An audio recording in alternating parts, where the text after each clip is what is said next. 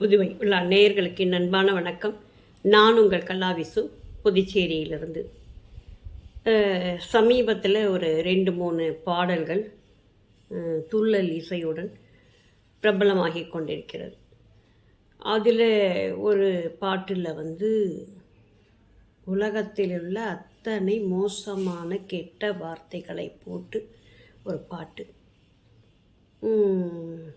இந்த பாட்டை கேட்குற இளைய சமூகம் அதை பாட தானே முனையும். அதாவது ரொம்ப சர்வசாதாரணமாக அந்த வார்த்தைகள் விழுது. அதையும் ஒரு பெண் பாடுது. இந்த சமூகம் எதை நோக்கி போய்கிட்டு இருக்கு, எங்கே போய்கிட்டு இருக்கு அப்படிங்கிற நாளைய இளைய தலைமுறை அதை சர்வசாதாரண வார்த்தைகளாக எடுத்துகிட்டு பேசும். இப்போ பெற்றோர்களாகிய நமக்கு அப்படியே மனசு குமுறி போகும். அதுவும் வேறு யாராவது அந்த இடத்துல இருந்துட்டாங்கன்னா என்ன ஆகும் அந்த பெற்றோருடைய நிலைமை?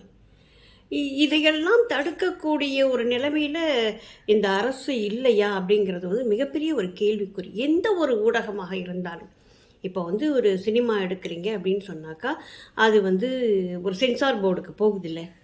அப்போது ஒரு சீரியல் அப்படின்னா அதுவும் சென்சார் போர்டுக்கு போகுதில்லை. இந்த யூடியூபுக்கு மட்டும் எந்த ஒரு வரைமுறையும் இல்லாமல் இருந்து கொண்டிருக்கிறது.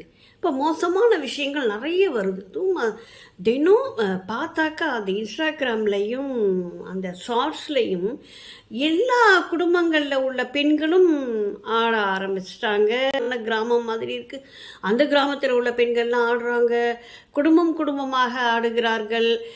ஒரு வரைமுறையே இல்லாமல் நிறைய விஷயங்கள் நடக்குது. அதுக்கு அவ்வளோ லைக் வருது. அதுவும் இந்த மாதிரியான பாடல்களுக்கு குடும்ப பெண்கள், குடும்ப ஆண்கள் ஒட்டு மொத்தமாக, அதுவும் அதில் குழந்தைங்களை வேற சேர்த்துக்கிறாங்க. நாய் நரி பன்னி எல்லாத்தையும் இணைச்சிக்கிறாங்க. அதுக்கு அதுவும் மியூசிக் போட்டாக்கா அதுவும் ஆடிட்டு இருக்குது. இப்படி ஒரு என்ன ஏன் இப்படி ஒரு சமூகம் ஒரு மாற்று வழி பாதையில் ரொம்ப வேகமாக முன்னேறிட்டு இருக்குது அப்படின்னு தோணுது. தயவு செய்து இந்த டிக்டாக்கை இதை மாதிரிலாம் நிறைய நடந்துகிட்டு இருந்ததுனால அதை நிறுத்தினாங்க. அந்த மாதிரி இப்போ எல்லாத்தையுமே நிறுத்திடலான்னு நினைக்கிறேன். யூடியூப் தேவையில்லை, இன்ஸ்டாகிராம் தேவையில்லை, ஷார்ட்ஸ் ஒட்டுமொத்தமாக தேவையில்லை அப்படிங்கிற மாதிரி கொண்டு நிறுத்தணும். அப்படி இல்லை, வரைமுறை இருக்கணும்.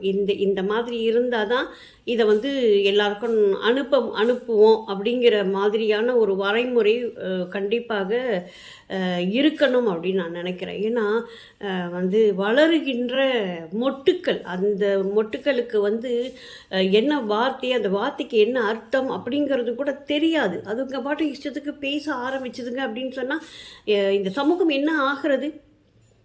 ஒரு ஒரு மோசமான வார்த்தைகளை நீங்கள் கொண்டு எதுக்கு இப்படி திணிக்கிறீங்க குழந்தைங்க மேலே? இது பார்க்காம இருக்குங்களா பிள்ளைங்க? எவ்வளோ நேரம் நம்ம கட்டுப்பாட்டில் ஒரு செல்ஃபோனை வீட்டில் வச்சுக்க முடியும்? இன்றைக்கு எல்லா விஷயங்களும் செல்ஃபோனில் தான் இருக்குது, கைபேசியில் தான் இருக்குது. அப்படிங்கும்போது இதை அதாவது மக்களோட ஒன்றிடுச்சு. இதை நீ ஒரு நிமிடம் கூட இது இல்லாமல் இன்றைக்கு வாழவே முடியாது. ஒரு வேளை சோறு கூட இல்லாமல் இருப்பாங்க பலருக்கு, கைபேசி இல்லாமல் வாழ முடியாது. அப்படிப்பட்ட ஒரு சூழலுக்கு எல்லாரும் வந்துட்டாங்க. அப்போது அதில் இருக்க வேண்டிய விஷயங்கள் எவ்வளவு தரமாக இருக்கணும்? எதுக்கு இத்தனை அசிங்கங்களை கொண்டு மக்கள்கிட்ட திணிக்கிறீங்க? இது எப்படி வரைமுறை இல்லாமல் போகுது? எதை கேட்டாலும் உடனே ஏஐன்னு சொல்லிட்டு அதை வச்சுக்கிட்டு எல்லாம் பண்ணுறாங்கன்னு எதுக்கு கொண்டு திணிக்கிறீங்க? எந்த ஒரு டெக்னிக்காக இருந்தாலும், டெக்னாலஜியாக இருந்தாலும் அது மிக சரியான விஷயங்களை மக்கள்கிட்ட கொண்டு போய் சேர்க்கணுங்க. ஒரு மகாத்மா காந்தி நாடகத்தை பார்த்து பொய் சொல்லக்கூடாதுன்னு கற்றுக்கிட்டேன் அப்படின்னு சொன்னார். அந்த மாதிரியான ஒரு சமூகம் இன்றைக்கு இருக்கிறதா? இல்லை. 100 நாள் அப்படின்னு ஒரு படம் வந்தது. அந்த படத்தை பார்த்து நான் 9 கொலை பண்ணேன்னு சொன்னான் பாருங்க. அன்னைக்கே இந்த சமூகம் விழித்திருக்க வேண்டும்.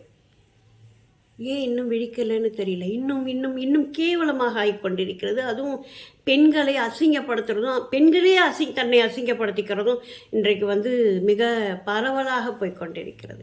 இதெல்லாம் வேண்டாமே, தயவு செஞ்சு. பெண்மைக்குன்னு ஒரு அடையாளம் இருக்குது, பெண்மைக்குன்னு ஒரு அழகு இருக்குது, பெண்மைக்குன்னு ஒரு அன்பு இருக்குது. அதில் தான் நம்மளுடைய பெண்மையை காட்ட வேண்டுமே தவிர இந்த மாதிரி அசிங்கமான வார்த்தைகளை பேசுறது, அதுக்கு அசிங்கமான ஒரு மூமெண்ட் கொடுத்து ஒரு டான்ஸ் போடுறது, இதெல்லாம் வந்து ரொம்பவே அசிங்கமாக இருக்குது, ரொம்பவே கேவலமாக இருக்குது. இதையெல்லாம் தயவு செய்து அனுமதிக்காமல் இருக்க வேண்டும். ஒரு வரைமுறையை எல்லா இணையத்துக்கும் கொண்டு வர வேண்டும் அப்படிங்கிறத ஒரு வேண்டுகோளாகவே நான் வைக்கின்றேன். நன்றி, வணக்கம்.